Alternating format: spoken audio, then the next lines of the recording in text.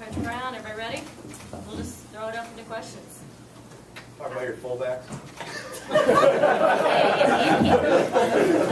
We're going to use one. Good turnout today. Thank y'all for coming.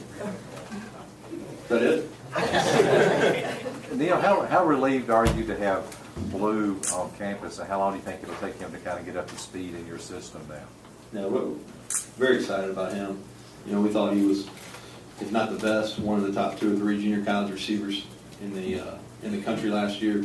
Kid we signed at Texas Tech had some great issues. Went to Butler and community college and led them to the national championship game last year.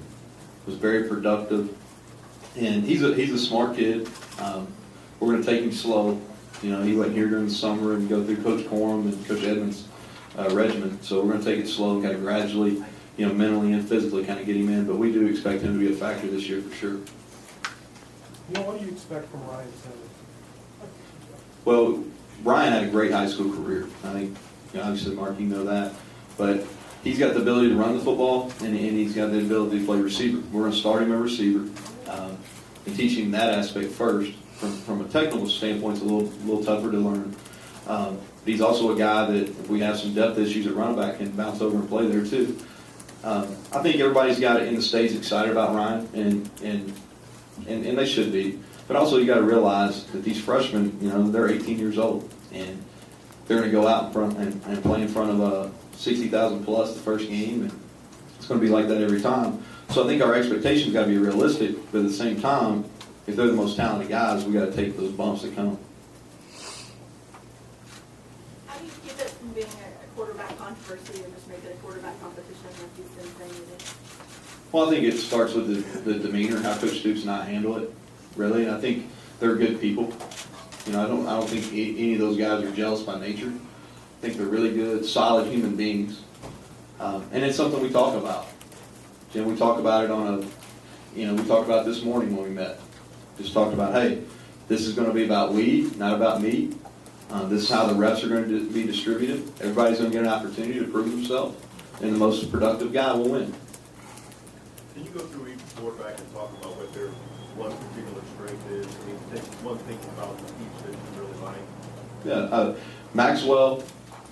I think he has potential to be really accurate with the football, and he's been productive when he's been healthy. Now he hasn't been healthy, you know, a whole lot, which is an issue. But he's been productive and he's accurate with the football, and he's done it against good people. When you talk about Patrick, he's got a strong arm. He's a big kid that runs better than most people think, and he's got a big time arm talent. Talk about Jalen, he's a playmaker. You know, one of the better athletes we have on our football team, and he makes plays. And another thing I like about Jalen is he got thrown through the fire, and he didn't shun away. And even though the end results didn't show it, he got better as it went on last year. And then Reese had no fear. Reese Phillips, and he went out and, by far the biggest crowd he's ever had to perform in front of in spring game, and performed admirably. Coach Jordan Allmailer coming along pretty well out of Boyle County, out of your stomping ground over there. Yeah. I like Jordan. He's coming along well. I think really surprised Vince and I both during spring. He's had a rough career here. Really, he's kind of been in and out of the doghouse, and really didn't know what to expect during the spring. He did a good job changing his body, and he was probably as productive as anybody at that position. Now he's got to carry that up through fall camp. We've got a little bit more competition at that position with Anthony Kendrick coming back, but pleased with his progress so far. You said a couple times over the summer you may move some guys around on the offensive line. As far as what you and John want to do you want to make a decision pretty early so you can have 5 set guys, or will you continue all through camp to experiment with guys? Well, John, we're going to have to experiment some just because we like depth. You know, like at right tackle, Jordan Swindle, we'll start him at right tackle when we get going this afternoon. But he'll also have to get some left tackle reps as we proceed, because he may have to be the backup at left tackle also. Kevin Mitchell's a guy that's going to have to be a swing guy at right guard and right tackle. Zach West is a kid that's, played left guard last year. Started, I think, every game, if I'm not mistaken. We've got to get him some left guard and center reps. So just through some lack of numbers at certain positions, we're going to have to double train some guys. Neal, as I asked Coach Stoops about this particular situation, you're very, very tight, deep at tight end. Mm-hmm. And what are your plans for that position in terms of what you intend to do with that depth? Well, I think we've got a lot of numbers. We've got some guys that have played some experience, that have some experience at that position, no question. I think how we use them depends on their skill set. Are some of the bigger kids, are they going to be able to stand up and do what we want as slot receivers? Are some of the guys that are maybe a little slighter, are they going to be able to do what we want to with their hand down? And I think we'll also use them in the backfield some. Well, we've got to figure out, Lonnie, and y'all heard me say this, so maybe tired of hearing. What we've got to do, we had 15 practices in the spring. We've got a couple of weeks here early in camp. We've got to figure out who we are, who our best 11 are, and then who our next best 5 or 6 are at the skill positions, and then form what we're going to be around those people, their strengths. You've seen it before. This fan base, they want to be excited, and they can be excited by a high-powered offense. Do you feel kind of a sense of responsibility in that regard? That's what they're paying me to do. If that's what you're asking, we're and this will get redundant. But what we've got to do is, and when I talk to our guys, when I talk to them for the first time as a unit here later this afternoon, we're going to coach them with the expectations they're going to be great. That's how we're going to handle them on a day-to-day basis. Is we want to be a great offense. And are we there? Are we going to be there this afternoon? Probably not. When will it happen? I don't know. I tell them it's not if, it's when. And we want to be exciting. We want to be high tempo. We want to put a product out there that, and you heard Coach Stoops, who probably said blue collar in here. I feel like this is a blue collar state from east to west. We want to put a product out there that resembles the people in the state. We want to play with a high tempo, and we want to be physical, and we want to get after people. What are the per game goals? Plays, yards? Yeah, that's not necessarily yards. When you talk about, we've got some goals, and I think the goals are that give you an opportunity to win the game. Doesn't mean you're going to, but I think it gives you an opportunity. We want to be at 75 plus snaps. We want to be 48% or better on third downs. We like being 50% or higher on first downs, which means a good play is 4 yards. So those are some of the games. And we got some red zone goals also. But that's how we, I guess that's how we judge our guys from week to week. Like I said, it doesn't mean if we meet every one of them that we're going to be successful because there's a chance. And probably the number one thing is we always talk about, I guess the two most important, I should have led with these is we want to win the turnover margin, which I think is going to be huge for us this year. And we've got to figure out a way to make more explosive plays than the other team. What are your expectations for your returning wide receivers, guys that are going into this system that didn't get a chance to catch the guys out after Maxwell got out?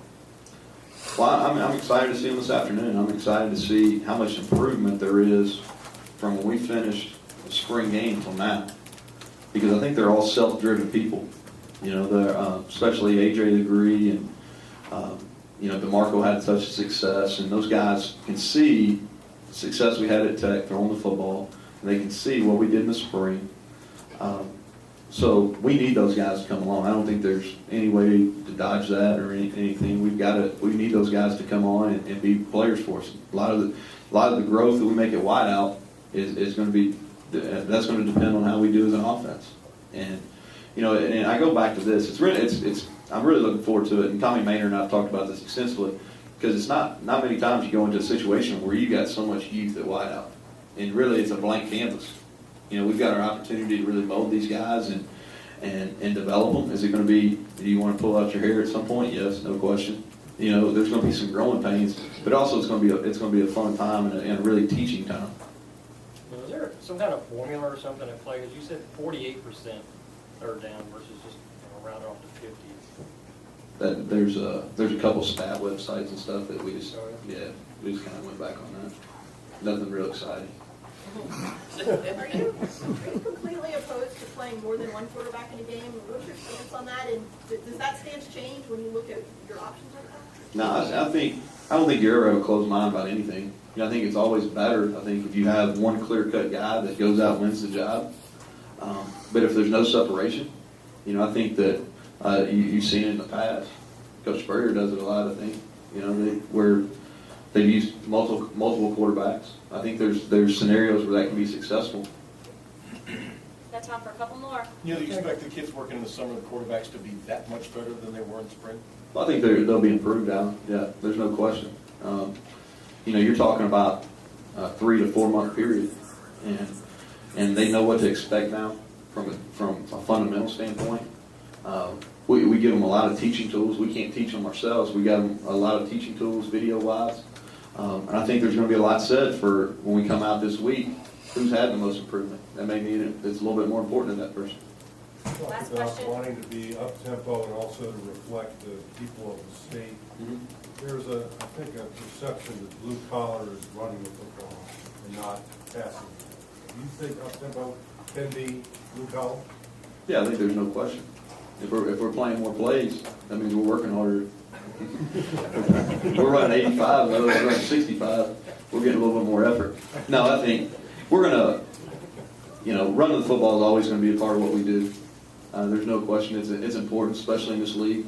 We've got to be able to establish it, and especially kind of where we're at as a unit right now. We're going to depend on some play action passes for some big plays. All right, thanks, Coach. All right, thank you all. You guys can exit from the back if you'd like. You can exit this way and go on the ramp. Just go out to the field. We're going to take the team photo in about 2 minutes.